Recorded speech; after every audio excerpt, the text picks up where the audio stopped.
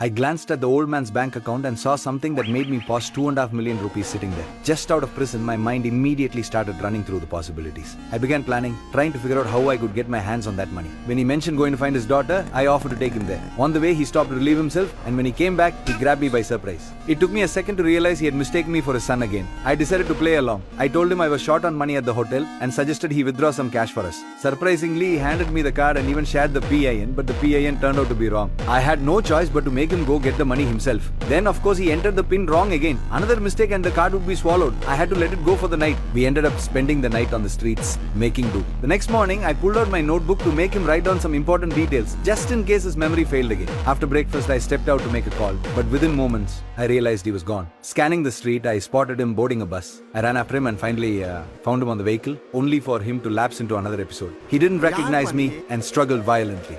Other passengers started looking at me strangely, suspicious I was abducting him. I stayed calm and told them I was his son, that he had dementia, and that was why he didn't recognize me. To prove it, I handed over the notebook he had written in. A passerby called one of the numbers, and soon my phone rang. That was enough to get him off the bus with me. We continued our journey. Passing through a village, I intentionally ran over a villager's lamb. As expected, they demanded compensation. I claimed I didn't have enough money and told the old man to hand me the card while he stayed behind as a sort of guarantee. Finally, he remembered the PIN, and it worked. But the balance wasn't what I had hoped for, only 8,000 rupees. I withdrew it all, returned to the villagers, and settled the claim. When the old man opened his wallet, I noticed something I hadn't seen before. He had 2 bank cards after all. I couldn't help but think about what else he was hiding while keeping my mind focused on the next step.